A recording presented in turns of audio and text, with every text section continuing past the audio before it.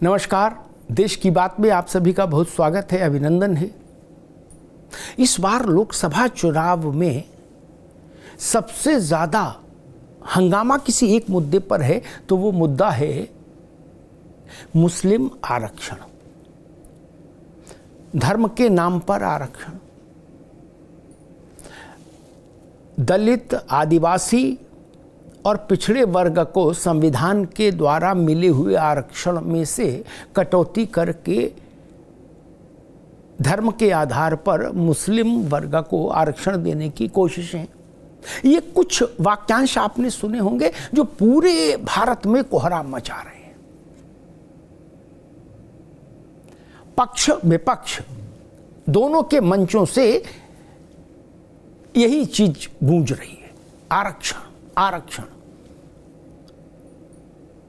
अब अभी तक क्या होता था कि भारतीय जनता पार्टी पर यह आरोप लगता था कि भारतीय जनता पार्टी, उसके विरोधी आरोप लगाते थे कि भारतीय जनता पार्टी पिछड़े और दलितों का आरक्षण कम करना चाहती है, खत्म करना चाहती है, आदि इत्यादि। लेकिन इस चुनाव में पासा उल्टा चल पड़ गया। अब भाजपा ये बड़ा आरोप लगा रही है हर मंच से कांग्रेस और उसके सहयोगी दलों पर कि ये विपक्षी दल एससी, एसटी और ओबीसी संवर्ग को मिले आरक्षण में हकमारी करने की कोशिश करना चाहते हैं।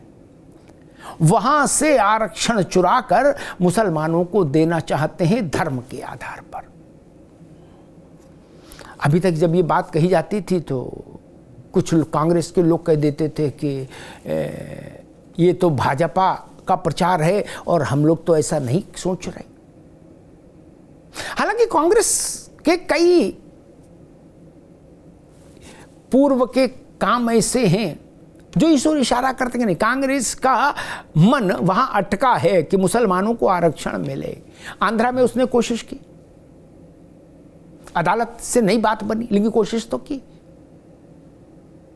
कांग्रेस का घोषणा पत्र भी कहता है कि देश में बहुसंख्यकवाद नहीं चलेगा, तो अल्पसंख्यकवाद चलेगा क्या? खैर, लेकिन इस पूरे मुद्दे ने तब चरम पर जाकर तूल पकड़ लिया जब लालू प्रसाद यादव ने कह दिया कि मुस्लिमों को पूरा आरक्षण मिलना चाहिए। कोहराम मच गया। लालू यादव बड़े नेता और उस पर भी ये कह दिया कि मुस्लिमों को पूरा आरक्षण मिलना चाहिए। पूरा मतलब एससी, एसटी, ओबीसी का सब काट, सब छीन के इधर ही ठेल देना है क्या?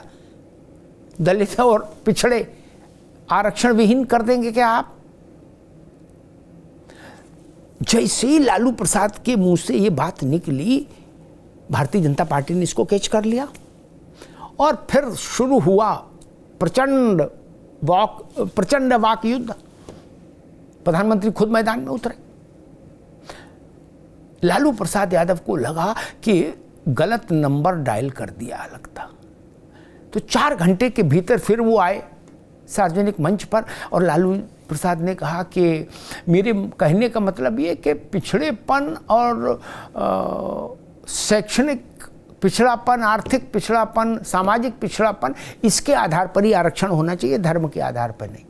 क्योंकि लालू को लगा कि भारतीय जनता पार्टी गांव-गांव, खेत-खेत, गली-गली इस बात को मुद्दा बना देगी कि लालू यादव कह रहे हैं पिछड़े और दलितों का सारा आरक्षण मुसलमानों को दे दो। अब ये तो लालू के गले में रस्सी पड़ जाएगी, संकट पैदा हो जाएगा पूरे गठबंधन के लिए। देश का कोई पिछड़ा एक भी, लालू प्रसाद जी के पड़ोस में रहने वाला पिछड़ा भी, उनकी पार्टी का पिछड़ा भी ये स्वीकार नहीं करेगा कि उसको उसका आरक्षण मुसलमानों को दे दिया जाए। देश में एक भी दलित ये स्वीकार नहीं कर सकता। अब हंगामा होना ही था। और मजे की बात ये, 4 घंटे बाद लालू तो बदल गए जब उनको लगा जान फंस गई। लेकिन असम से लेके त्रिपुरा तक के मुस्लिम नेता लालू प्रसाद यादव के वक्तव्य का स्वागत करने में उतर आए। बोले जी लालू जी जिंदाबाद। लालू जी ने क्या बात कही, बिल्कुल सही बात कही, सारा आरक्षण मुसलमानों को दे देना चाहिए। ओवैसी भी आ गए, बोले लालू यादव ने बात अच्छी कही, हम भी यही मांग करते हैं कि सारा आरक्षण मुसलमानों को दे दिया जाए। अब लालू पिंड छुड़ाना चाहें, लेकिन तथाकथित सेकुलर लीडर लालू को पिंड छुड़ाने नहीं दे रहे। वो कह रहे लालू जी ने ये जो वक्तव्य दिया है कि मुसलमानों को सारा आरक्षण दे दिया जाए, हम इसका इस्तकबाल करते हैं। हिंदुस्तान में ऐसा विस्फोटक मुद्दा शायद ही कभी आया हो। आरक्षण मुसलमानों को दे दिया जाए सारा। अब बवाल मचा है। इंडिया गठबंधन समझ नहीं पा रहा कि चौराहे पे ही खड़े रहें या दाएं बाएं कहीं मुड़ जाएं। जाएं तो जाएं कहां? जातिगत जनगणना कराएंगे, इसका एक्सरे कराएंगे, उसका सर्वे कराएंगे, जैसे जो मुद्दे राहुल गांधी ने पकाए थे लंबे समय आंच पर, वो मुद्दे भी हवा में ध्वस्त हो गए इस बड़े महामुद्दे के सामने। जिसे दिवाली पर आप छोटे छोटे अनार फुलझड़ियाँ जला रहे हो और कोई लाके वो कुल्हड़ वाला बड़ा अनार जला दे तो छोटे अनार थोड़े दिखते हैं। वैसे छोटे मुद्दे तो तिरोहित हो गए जैसे ये बड़ा मुद्दा आया कि क्या आरक्षण पर ये साजिश है। और राहुल गांधी मंदिर अयोध्या नहीं गए, बात समझ में आती है। सोनिया जी नहीं गई, बात समझ में आती, चलो बैठे उनका मन नहीं है। प्रियंका जी भी नहीं गई, जो यदा कदा संस्कृत के श्लोक भी पढ़ लेती हैं मंच से। लेकिन जब प्रियंका गांधी के एक पूर्व राजनीतिक सलाहकार प्रमोद कृष्णन ने ये मुद्दा उछाल दिया कि राहुल गांधी ने एक गुप्त बैठक की थी और उसमें कहा था कि अगर कभी हमारी सरकार आई तो हम लोग एक न्यायिक आयोग बनाएंगे शक्तिशाली और अयोध्या पर जो सुप्रीम कोर्ट का निर्णय था उसको पलट देंगे और फिर वहाँ पर मंदिर की जगह मस्जिद बनवा देंगे। बोलो सियावर रामचंद्र की जय। अब ये बोला था नहीं बोला था राहुल गांधी ने, राहुल गांधी की आत्मा जाने क्या, लेकिन जिन्न तो बोतल से बाहर आ गया। अब वो जिन्न कश्मीर से कन्याकुमारी, असम से गुजरात तक राहुल जी को ढूंढ रहा है, कह रहा कहाँ हो my dear friend, come on. ये बात भी अच्छा, जब प्रधानमंत्री खुद इस बात को कह रहे हैं कि हमको 400, भाजपा को 400 सीटें इसलिए दीजिए ताकि कांग्रेस राम मंदिर पर बाबरी ताला ना डाल पाए कभी। सोचिए कितना बड़ा वक्तव्य है। आप राम मंदिर के साथ कभी नहीं दिखे, ये भी सच है। इसलिए आप पर ये बात चिपक जल्दी जाती है कि हो सकता है आपके मन में भी ऐसा हो कि मंदिर का फैसला पलट दे। जैसे राजीव गांधी ने, राहुल जी के पिता ने, एक वक्त में प्रधानमंत्री रहते हुए शाहवानों के मामले में सुप्रीम कोर्ट का जो निर्णय आया था उसको संसद में ले जाके पलट दिया था। वो भी भारत की राजनीति का एक टर्निंग पॉइंट था। अब भाजपा उसी से तुलना कर रही है कि पिता ने शाहवानों केस में पलटा और बेटे की हसरत यह है कि हम अयोध्या पर जो निर्णय आया उसको पलट देंगे अगर सरकार आ गई। आरक्षण, मुसलमान और अयोध्या, फिर से सुनिए, आरक्षण, मुसलमान और अयोध्या, इन तीन मुद्दों ने लोकसभा के इस आम चुनाव को आच्छादित कर दिया है। इन्हीं तीन मुद्दों के तंबू के नीचे अब सारी सियासत आकार ले रही है और दांव पे चले जा रहे हैं।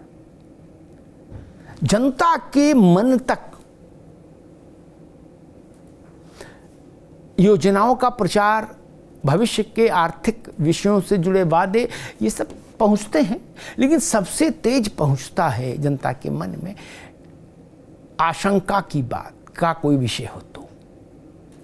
और आज की तारीख में पिछड़े और दलितों के बीच में ये चर्चा शुरू हो गई कि क्या वास्तव में कांग्रेस एंड कंपनी हमारा आरक्षण छीनकर, काटकर, बांटकर मुसलमानों को दे देगी।